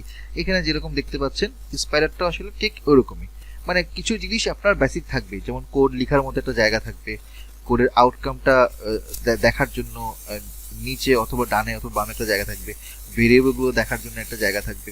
এটা সব ধরনের আইডিতে কিছু কমন ফিচার থাকে। এছাড়া আমরা যদি গুগল কোল্যাব যদি দেখি, গুগল কোল্যাব হচ্ছে আপনার গুগলের একটা platform machine learning, deep learning কাজের জন্য। সো গুগল কোল্যাবটা দেখতে হচ্ছে এরকম। দেখেন এটাও মোটামুটি, এটা একটু হালকা ইয়া করে দেখাচ্ছে, আপনি এখান থেকে দেখাই। সো এইটা হচ্ছে আপনার গুগল কোল্যাবটা দেখতে হচ্ছে এরকম। এটা প্রত্যেকবার হচ্ছে এই জিনিসটা দেখাচ্ছে। আচ্ছা, আমি একটু ছবি দিয়ে দেখাই, open image in a tab. আচ্ছা, এই দেখেন গুগল কোল্যাবটা কিন্তু এরকম, এখানে কিছু উপরে অপশন থাকবে, বাম পাশে কিছু আইকন থাকবে, আপনি এখানে মধ্যে কোড লিখবেন, লেখার পরে এখানে আউটপুট দেখাবে, মানে almost all the same. So আমরা যে কোনো একটা আইডি ইউজ করতে পারি, নট এক্স্যাক্টলি যে আপনাকে স্পাইডার ইউজ করতে হবে। এটা আমি মাহবুব, এখানে এই আইটি যেটা ইউজ আপনি আমাদের জন্য করবেন, সেটা কি প্রফেশনাল আইডি? মানে আমরা কি যে কোনো সব ধরনের কাজই কি ইউজ করতে পারবো? হ্যাঁ, এটা এবং এটা ফ্রি ভার্সন, এবং প্রফেশনাল নন প্রফেশনাল যে কোনো ধরনের কাজের জন্যই আমরা এটা ইউজ করতে পারবো। আমরা চাইলে এটা এডুকেশন পারপাসে স্টুডেন্ট হিসেবে ইউজ করতে পারবো, আমরা প্রফেশনাল লেভেলেও এটা ইউজ করতে পারবো।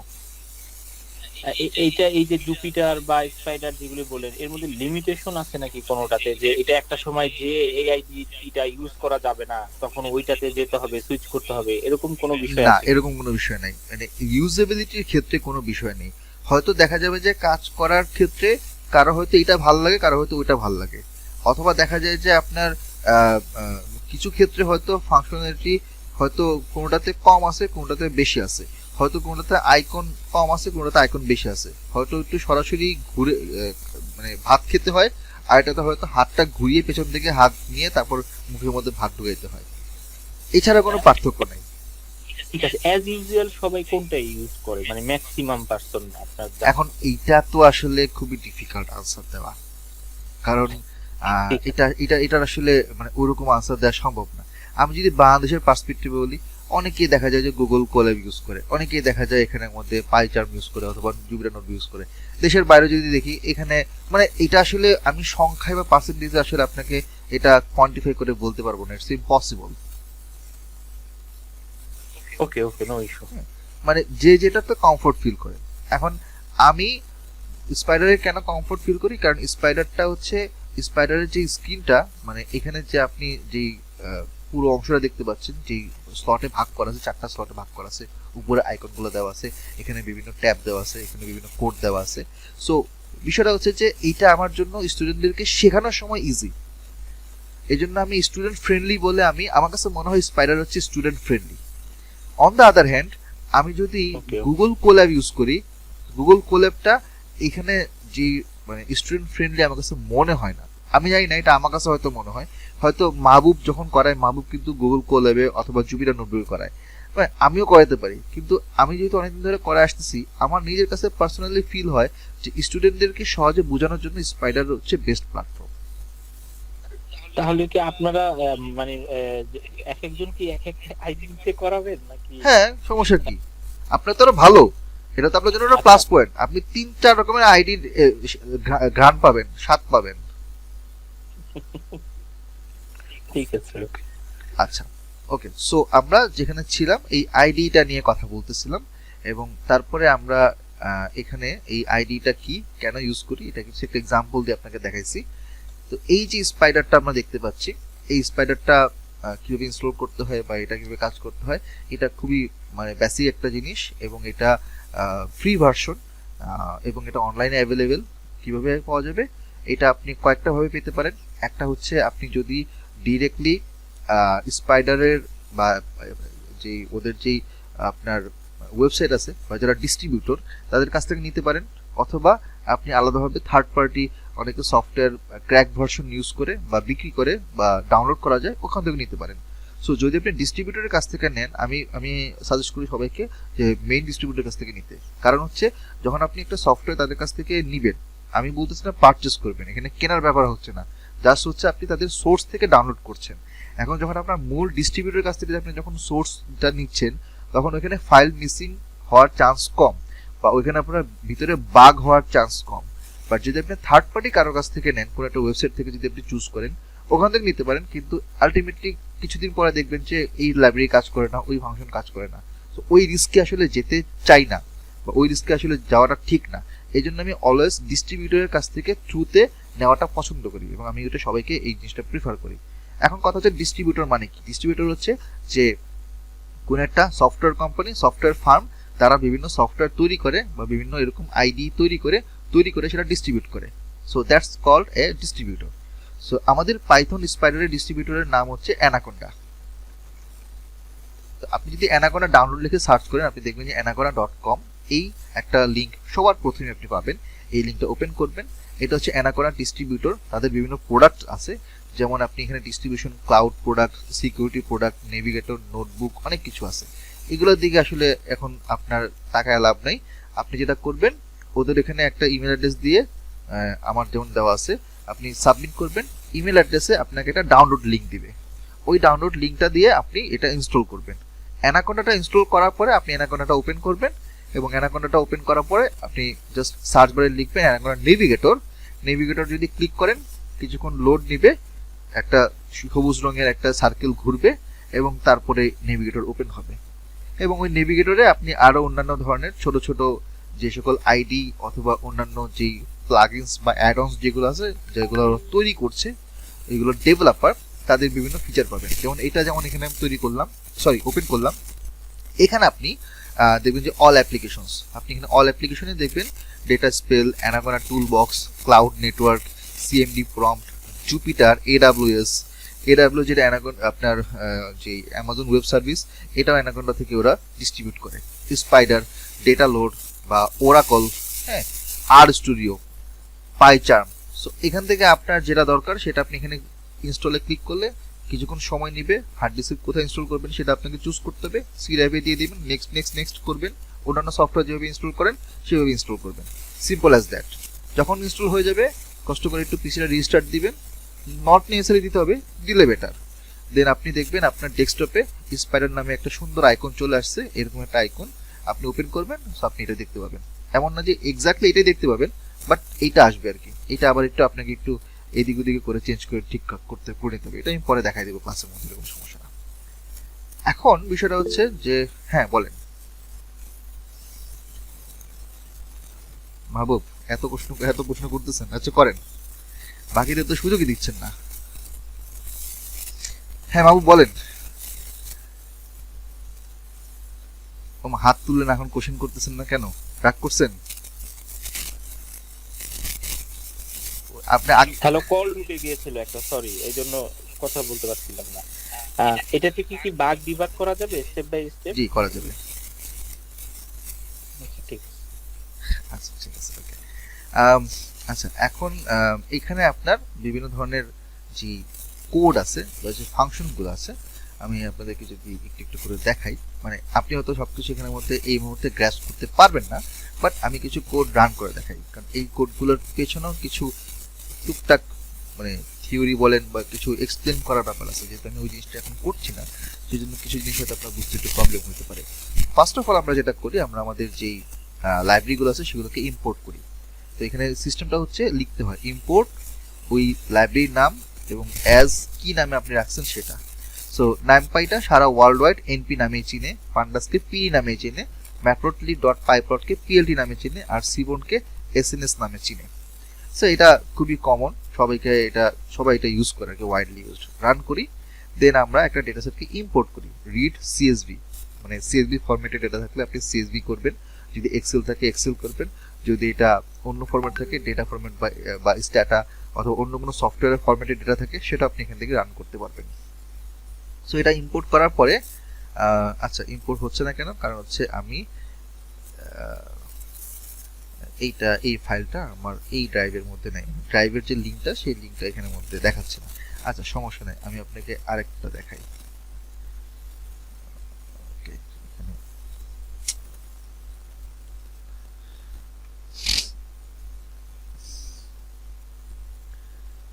এটা দেখাচ্ছে না, আমি যে পিসিটা এদিকে ওইদিকে শিফট করার কারণে একটা সমস্যা আছে। আচ্ছা এটা হচ্ছে ডে ডে নামে একটা ডেটা আছে। হ্যাঁ বলেন।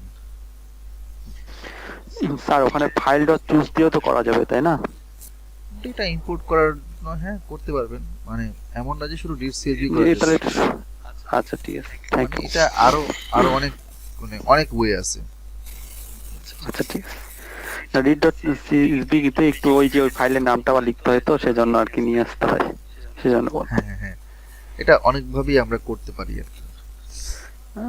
আচ্ছা ঠিক আছে। আপনি তো মোটামুটি পাইথন এর আগে থেকে জানেন তাই না, আপনার আইডিয়া আছে।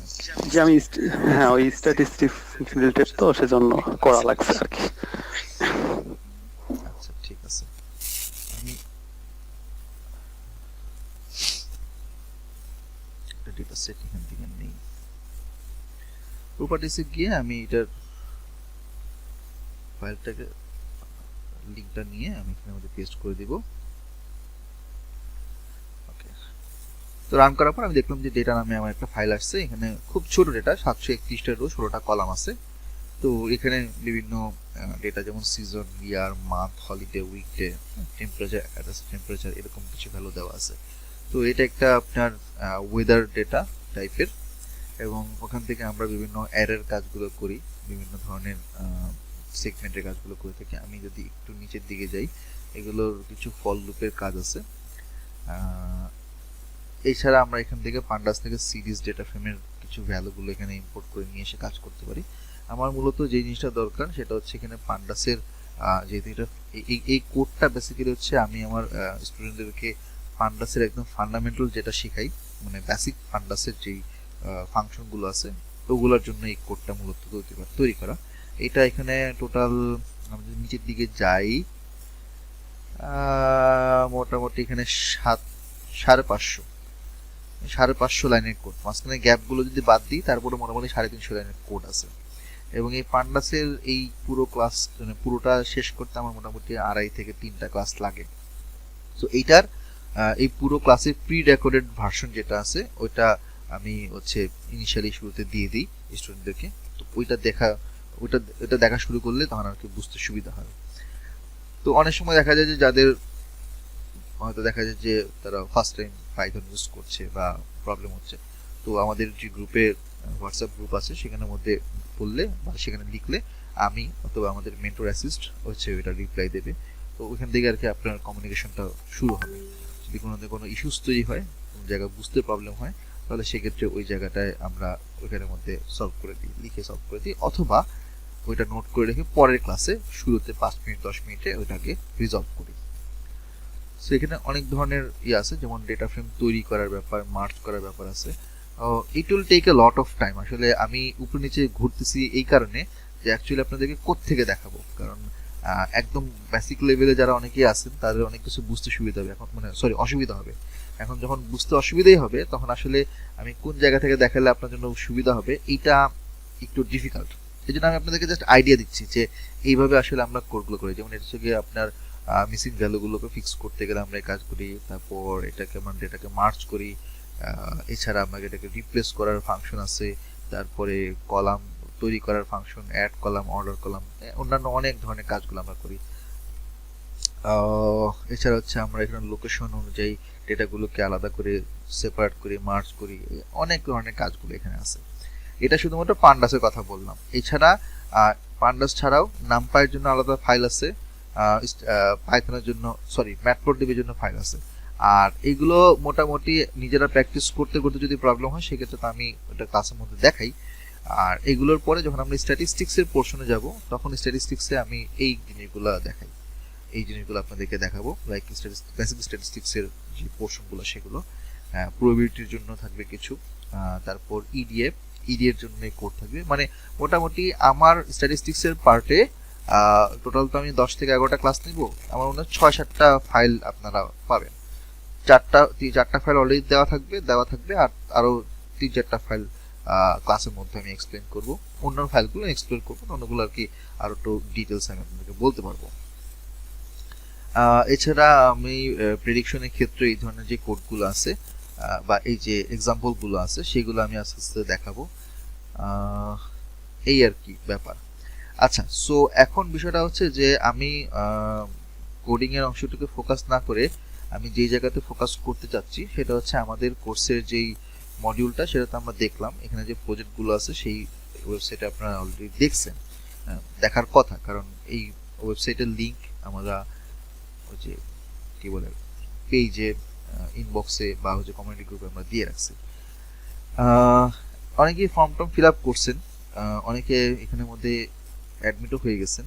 সো আমি আপনাদের কাছ থেকে একটু কিছু কোশ্চেন থাকলে সেটা আমি নিতে যাচ্ছি। ইয়াসিন আরাফাত বলেন, যদি অন্য কারো কোনো কোশ্চেন থাকে আমাদের এই কোর্স রিলেটেড বা আমাদের অন্যান্য যে কোনো ধরনের বিষয় নিয়ে যদি কোনো কোশ্চেন থাকে আমাকে এখন করতে পারেন।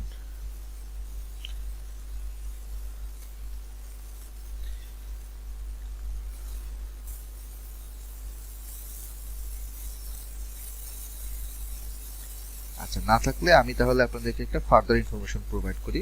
সেটা হচ্ছে আজকে আমাদের 14 তারিখ, তো 14-র পরে কালকে 15, 16, 17, 17 তারিখ হচ্ছে আমাদের ফ্রাইডে পরে, আর আমাদের 18 তারিখ হচ্ছে স্যাটারডে। তো স্যাটারডেতে আমাদের ক্লাস শুরু হবে। তো আমাদের যে আর্লি বার্ড চলতেছে সেটা 18 তারিখ পর্যন্ত চলবে এবং আর্লি বার্ডে আপনার 2000 টাকা ছাড় থাকবে।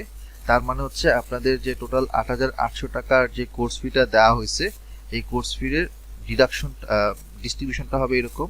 ফার্স্টে এনরোলমেন্ট ফি হচ্ছে 2100 টাকা, তার 1 মাস পর মানে হচ্ছে 1 মাস বা 3 সপ্তাহ পর ফেব্রুয়ারির 10 তারিখের মধ্যে 3000 মেবি 400 টাকা নাকি 300 টাকা, আমি এখন শিওর না।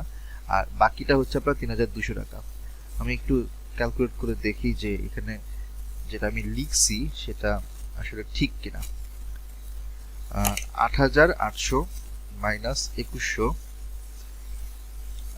মাইনাস 3200, এটা আমি কনফার্ম 3500। আচ্ছা, তো এইখানে আসলে ভ্যালুটা হবে 3500 বা এটা 3400 হবে আর কি, 100 এদিক ওদিক হবে আর কি, ভ্যাট ট্যাক্স সহ আর কি। তো এটা আপনারা যারা এনরোল করতেছেন এখন এই মুহূর্তে, এটা দিয়ে তো আপনারা এনরোল করতেছেন। আর 17 তারিখ বা 18 তারিখের মধ্যে যদি আপনি এনরোল করেন তাহলে এই ছাড়টা পাবেন। এখন কথা হচ্ছে যে এই ছাড়টা কোথায় অ্যাডজাস্ট হবে, এইটা আমরা অ্যাডজাস্ট করব এইখানে, বুঝতে পারছেন? অ্যাডজাস্ট করলে তখন আপনার ব্রেকডাউনটা কিরকম হবে, প্রথম দুইটা ব্রেকডাউন সবার জন্য সেম, দ্যাট মিনস 2100 টাকা সবার জন্য সেম অ্যাজ এন অ্যাডমিশন ফি। 3500 বা 400 টাকা এটা হচ্ছে পরের মাসে ফেব্রুয়ারি 10 তারিখ বা 12 তারিখের মধ্যে, এটা ফিক্সড সবার জন্য। মার্চে গিয়ে, মানে এটা তো আমাদের জানুয়ারিতে এখন চলতেছে, এটা হচ্ছে আমাদের ফেব্রুয়ারিতে, আর মার্চে গিয়ে যে লাস্ট ইনস্টলমেন্ট থাকবে সেই ইনস্টলমেন্টটা আমরা দেখব যে কে এটা পাইছেন কে পান নাই। যদি না পান, মানে যদি আপনি 18 তারিখের পরে এনরোল করেন তার মানে হচ্ছে আপনি আর্লি বার্ডটা পাচ্ছেন না, তখন আপনাকে 3200 পেমেন্ট করতে হবে। যদি আপনি 18 তারিখের মধ্যে এনরোল করেন তাহলে এই 2000 টাকা ডিসকাউন্টের পরে আপনি পাবেন, সরি আপনি দিবেন, মানে পেমেন্ট করবেন 1200 টাকা। আবার এর মধ্যে যারা রেফারেন্সে আসছেন, আরেকজনের রেফারেন্সে অথবা আমাদের স্টুডেন্টের রেফারেন্সে, অথবা যারা আন্ডারগ্রেড স্টুডেন্ট, তারা এখানে আরো 500 টাকা লেস হবে, তখন আপনার লাস্ট মার্চে গিয়ে থাকবে অনলি 700 টাকা।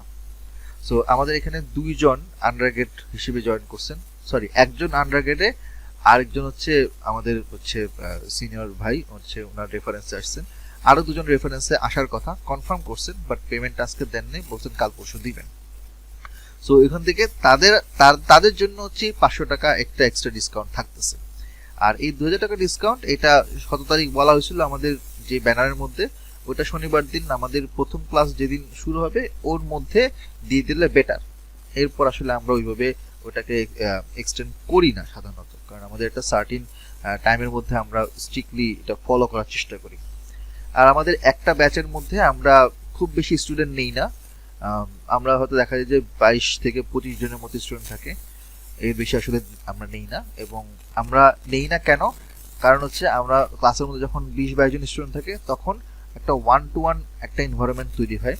স্টুডেন্টরা সরাসরি মেন্টরকে কোশ্চেন করতে পারে বা মেন্টর সরাসরি স্টুডেন্টকে কোশ্চেন করতে পারে, কোনো বিষয় জানতে চাইতে পারে, অথবা 1-to-1 ভাইবা বা কোশ্চেন আনসার সেশনটা খুব ভালোভাবে এফিশিয়েন্টলি হয়।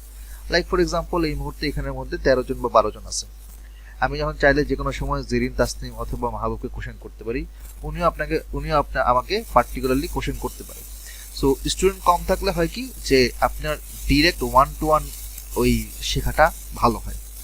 ওই জন্য আমরা খুব বেশি স্টুডেন্ট নিয়ে ক্লাসের মধ্যে মাছ বাজার বানানোর চেষ্টা করি না। তো যারা এনরোল করবেন করে ফেলবেন, এরপরে আমরা হয়তো 18 তারিখের পরে 19 বা 20 তারিখের মধ্যে আমাদের এনরোলমেন্টটা ক্লোজ করে দেব।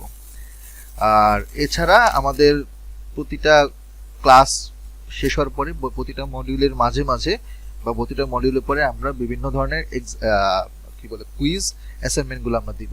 সো আমাদের কুইজ অ্যাসাইনমেন্টগুলোর জন্য আমরা 1 সপ্তাহ বা 7 দিন 8 দিন আমরা সময় দিই। স্টুডেন্টদেরকে অবশ্যই তার মধ্যে জমা দিতে হয়, যদি কেউ মিস করে তাহলে সেক্ষেত্রে মাইনাস মার্কিং এর বিষয় আছে। সো সেক্ষেত্রে দেখা যায় যে কেউ যদি সাবমিট করলো লাইক 100-তে 100 পাওয়ার মতো তার সাবমিশন ঠিক ছিল, বাট সে 2 দিন মিস করছে, তার জন্য 5-10 মার্ক কাটা। আমরা এটা খুব স্ট্রিক্টলি ফলো করি এবং কাইন্ড অফ আপনাদেরকে ঘাড়ে ধরে জোর করে শেখানোর চেষ্টা করি যাতে আপনি কোথাও পালায় না যান। এবং এইটা আসলে আমাদের জন্য একটা পজিটিভ দিক এবং নেগেটিভ দিক। পজিটিভ দিক হচ্ছে যে স্টুডেন্টরা একটা ওরকম একাডেমিক এনভায়রনমেন্ট পায় এখানের মধ্যে শেখার, এবং একটা আর্জ কাজ করে যে না ক্লাস হচ্ছে, ওই দিন ক্লাসটা হয়েছে, ক্লাসটা দেখছি, ক্লাসটা অ্যাসাইনমেন্ট করতে হবে, এই জিনিসটা পড়তে হবে, বাসায় শিখতে হবে, পড়তে হবে, প্রবলেম হলে সাকিব ভাই আছে অথবা মাহবুব ভাই আছে, জিজ্ঞেস তো করতে পারবো যে কোনো সময়। তো এই যে শেখার একটা আর্জ, এটা একটা পজিটিভ জিনিস। নেগেটিভ জিনিসটা কি জানেন ভাইয়া, এত প্যারা বা এত প্রেশার ভালো লাগতেছে না ভাই, করতে পারতেছি না, অথবা কন্টিনিউ করতে মানে লেট হচ্ছে, হ্যাঁ দিতে পারতেছি না, 2 দিন পর পর এভাবে ফোন দিয়ে কেন প্রেশার দিচ্ছেন ইয়ে দেওয়ার জন্য, আমরা কি ছোট বাচ্চা নাকি, দিব তো সমস্যা নাই, অ্যাসাইনমেন্ট কুইজ দিব 2 দিন পরে। তো এটা অনেক সময় অনেকে ফিল করে যে এতবার গুতায় কেন, সপ্তাহে 2-3 বার কেন কল দিতেছে অ্যাসাইনমেন্টের জন্য, দিব তো অবশ্যই। তো এটা পজিটিভ দিক আছে, নেগেটিভ দিকও আছে। আমরা আপনাকে চেষ্টা করি দৌড়ের উপরে রাখার, কিন্তু আপনি যদি আমাদের মতো যদি দৌড়ের উপরে না থাকতে চান তাহলে সেক্ষেত্রে আপনি শিখতে পারবেন না। আপনার ভালোর জন্য আমরা করি, কিন্তু এটা অনেক সময় অনেকের জন্য কাল হয়ে দাঁড়ায়, এই জন্য অনেকে দেখা যায় যে কন্টিনিউ করতে পারে না অথবা তার জন্য প্রেশার হয়ে যায়। এনিওয়েজ, সো আমরা কিছু রুলস এন্ড রেগুলেশনস আমাদের এখানে মেনটেন করি, যেমন ক্লাসের মধ্যে আপনাদেরকে অবশ্যই অ্যাটেন্ড থাকতে হবে, লাইভ ক্লাস থাকতে হবে। কেউ যদি মনে করেন যে হ্যাঁ ক্লাসের পর দিন তো আসলে ভিডিও পাই যাবো, থাক না করলাম ক্লাস, যদি এরকমভাবে ক্লাস মিস দেন এবং আপনার যদি অ্যাটেন্ডেন্স 50%-এর নিচে চলে আসে, তাহলে আপনাকে আমরা সার্টিফিকেট দিব না। আপনি যত কিছুই বলেন না কেন, যত কিছুই করেন না কেন, লাভ নাই, আমরা দিব না মানে দিব না। যদি আপনার total assignment, attendance, marks, quiz এগুলো যদি 50% নিচে নেমে যায়, আমরা আপনাকে সার্টিফিকেট দিব না।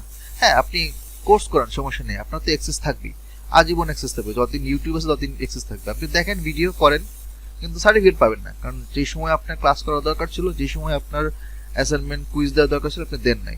এই ব্যাপারে আমরা খুবই স্ট্রিক্ট, এবং আমি আপনাকে মুখে বলতেছি এটা আপনার এরকম মনে করেন যে হাকিব ভাই খালি মুখে মুখে বলতেছে, আসলে এরকম হবে না, এরকম হয়। এবং এটা রিটেন ডকুমেন্ট আমরা আপনাকে 18 তারিখে দিব। এখন অ্যাডমিশন চলতেছে, তো 6 জন এনরোল হয়েছে, আরো হোক, 18 তারিখে প্রথম ক্লাস হোক, তারপর সবাইকে সুন্দর করে মেলটা দিয়ে দিব, আপনার মেলটা পড়বেন, ওখানে 3 পেজে 4 পেজের পিডিএফ ডকুমেন্টে রুলস এন্ড রেগুলেশন দেওয়া আছে। সো এটা অনেকের কাছে হয়তো প্যারা মনে হয় যে ভাইয়া এখন ইউনিভার্সিটি লাইফ শেষ, জব করতেছি বা স্কুল কলেজের মতো এরকম প্রেশার দিচ্ছেন কেন? দেই, দরকার আছে, এবং দেই বলেই আমাদের এখান থেকে যারা কোর্স করে বের হয় তারা যাই কিছু আমাদের ইয়ে আছে না আপনার, ওই যে ছোটবেলায় আমাদের যেমন টিচাররা প্রচুর মারতো এবং মানে ঝাড়ি দিত বা প্রেশার দিত, বড় হওয়ার পর আমরা বলি না যে না স্যার ছোটবেলায় ওই মাইকটা দিছিল দেখে আমি পড়ছিলাম, এই জন্য ভালো কলেজে ভালো স্কুলে ভর্তি হয়েছে বা ভালো ইউনিভার্সিটিতে ভর্তি হয়েছে, ডিগ্রি নিছি, নাহলে তো আমি পড়াশোনা করতাম না। আমাদের এখানেও ব্যাপারটা হচ্ছে এরকম, কোর্সের সময় খুব প্যারা মনে হয়, কোর্সটা শেষ করার পর মনে হয় যে না 5 মাসে আলহামদুলিল্লাহ 3-4 মেন্টরের কাছ থেকে যা যা শেখা দরকার বেস্ট জিনিসটা এখান থেকে শেখা বেরিয়েছি। তো এটা আমার কথা না, এটা মেন্টর স্টুডেন্টের কথাই। তারা একসময় এটা কনফেস করতে বাধ্য হয়। দুইটা জিনিসে কনফেস করে। এক হচ্ছে যে আপনারা যেরকম প্রেশার দিয়ে আপনারা শেখান, এটা আমার জন্য ভালো হয়েছে, আমি মানে শিখতে পারছি ভালোভাবে, আমি আর পোর্টফোলিও তৈরি করতে পারছি। নাম্বার 2 হচ্ছে তারা 5 মাসের কোর্স শেষ করার পর বলে যে ভাইয়া আপনারা এত কিছু শিখেছেন, এত কম টাকা কেন রাখেন, আপনার আর বেশি টাকা রাখা উচিত। ওটার উত্তর হচ্ছে যে আমরা রাখতে চাইলেও রাখতে পারি না।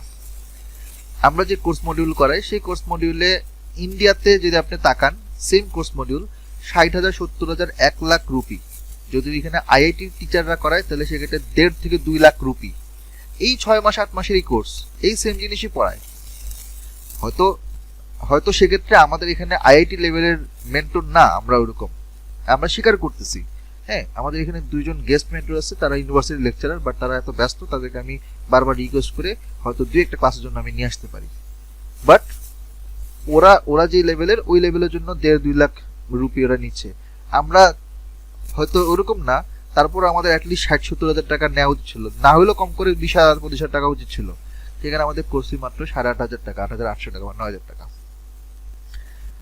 আমার মনে হয় সারা ওয়ার্ল্ডে শুধুমাত্র বাংলাদেশই একমাত্র দেশ যেখানে ডেটা সায়েন্সের মানে আপনার এডুকেশনের টাইম ভ্যালু অফ মানি অনেকটাই কম।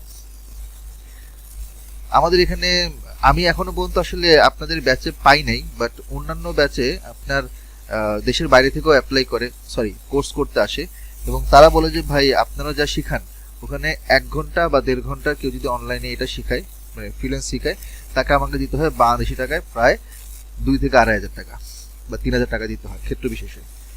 কিন্তু আপনারা যেটা শেখান এত কমের মধ্যে আসলে কেউ শিখায় না, শেখানো উচিত না। আমি যেমন আমাদের এটা ম্যানেজমেন্টের ডিসিশন, তারা এখন কি করার, মানে কমে করাই, কিছু করার নেই। আমাদের একটা সময় ছিল কোর্স ফি 14,500, 16,000 টাকা, 15,000 টাকা ছিল। এখন আমাদের হয়তো পেজে আছে, খুঁজলে হয়তো পাওয়া যেতে পারে 2022 সালে, 2021 সালের দিকে। আচ্ছা, অনেক কথা বললাম, এখন আপনাদের সাথে আমি আরেকটু লাস্ট 2-3টা কথা বলে শেষ করে দেবো। আপনারা কোর্সের মডিউলটার সম্পর্কে আইডিয়া হয়েছে আপনাদের, কোর্সের হচ্ছে কি শেখাবো, কারা শেখাবে, হ্যাঁ, বা হচ্ছে আপনার কি কি প্রজেক্ট শেখানো হবে সেটা আপনাদেরকে বলা হয়েছে। ক্লাস কবে কবে হবে, কটা থেকে কটা পর্যন্ত হবে এটাও বলা হয়েছে। কোর্স ফিও বলা হয়েছে। অ্যাডমিশন প্রসেসটা আপনারা জানেন, ফর্ম ফিল আপ করতে হয়, পেমেন্ট করতে হয়, পেমেন্ট সিস্টেমটা আপনারা জানেন। বিকাশ, রকেট, নগদে দিতে পারেন অথবা ব্যাংকে দিতে পারেন। অলমোস্ট মোটামুটি সব কিছুই আপনাদেরকে আমরা বলে দিচ্ছি। আমাদের সাইড থেকে আসলে এখন তেমন কিছু বলার নাই, মানে শেয়ার করার মতো নাই। এখন আমাদের জাস্ট জানার জিজ্ঞাসা যে আপনারা এখানে যারা যারা আছে এর মধ্যে কারা ফর্ম ফিল আপ করছেন।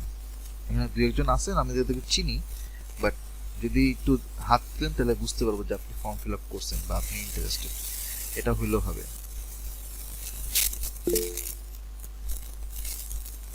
ইয়াসিন আরাফাত, আপনার হাত তো আগে থেকেই ছিল, আপনি কি হাত ওইটাই আমার কোশ্চেনের অ্যান্সারে সেম ভাবে আপনি এটা কাউন্ট করব? জি স্যার। ওকে, আচ্ছা। মারজাহান বিনতে সরকার, আপনি তো আজকে পেমেন্ট করছেন, আজকে এনরোল করছেন। ওকে, সাজিয়া চৌধুরী, আপনার সাথে তো আমি পরে ক্লাসে পরে কথা বলবো, হ্যাঁ, যে অন্য ব্যাপারটাতে। আর বাকি এখানে যারা যারা আছেন লাইক নাজিবুর রহমান, শহীদুল্লাহ, জেরিন তাসনিম, আশিকুল ইসলাম। আচ্ছা, আপনারা দেখেন আজকের ক্লাস তো হইল, আগামীকাল হচ্ছে মাহবুব ক্লাস নেবে, মানে মাহবুবের 2410 ক্লাস। তো মাহবুবের লিঙ্কটা হাতে পাওয়ার পরে তারপর আমি আপনাদেরকে দিতে পারবো। মোটামুটি কালকে ক্লাস 9:30, তো 9:30 কিছু আগে 4-5 মিনিট আগে হচ্ছে আমি লিঙ্কটা দিতে পারবো মাহবুবের কাছ থেকে লিঙ্কটা নিয়ে। আমার লিঙ্কটা আমি চাইলে আধা ঘন্টা 1 ঘন্টা আগে দিতে পারি, কিন্তু মাহবুব হচ্ছে আমার অফিস থেকে বাসায় যাবে, মানে বাসায় যাওয়ার পরে লিঙ্কটা ক্রিয়েট করে তারপর যখন গ্রুপে দিবে ওই লিঙ্কটা তখন আমি আপনাদেরকে দিতে পারবো। সো কালকে ক্লাসের লিঙ্ক পাইতে পাইতে 9:30 বেজে যাবে, বা ক্লাস শুরু হওয়ার 1-2 মিনিট আগে লিঙ্কটা পাবেন, আমি পাইলে তখন আমি আপনাদের দিতে পারবো। কালকে মাহবুবের ক্লাসটা দেখেন। এছাড়া মাহবুবের, আমার অথবা প্রতীক, আমাদের সব মেন্টরের টুকটাক অনেক ভিডিও কিন্তু আছে আমাদের ইউটিউব চ্যানেলে, ওগুলোও দেখতে পারেন। তাহলে আমার মনে হয় যে আপনারা একটা ওভারঅল আইডিয়া পাবেন। অলরেডি কিছু না কিছু আইডিয়া পেয়ে গেছেন। তারপরে যদি আপনাদের ফার্দার কোনো জানার ইচ্ছা থাকে বা কোনো কোশ্চেন থাকে, আমাদের কমিউনিটি গ্রুপে আছে, কমিউনিটি গ্রুপে আপনি লিখতে পারেন, আমাদের ব্যাচের গ্রুপে লিখতে পারেন, বা আমাদেরকে পেজ ইনবক্স করতে পারেন বা ইমেল করতে পারেন।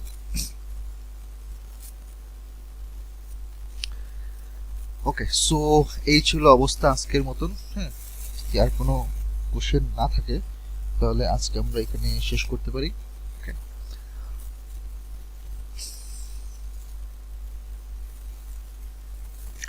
সবাই ভালো থাকবেন, তাহলে দেখা হবে।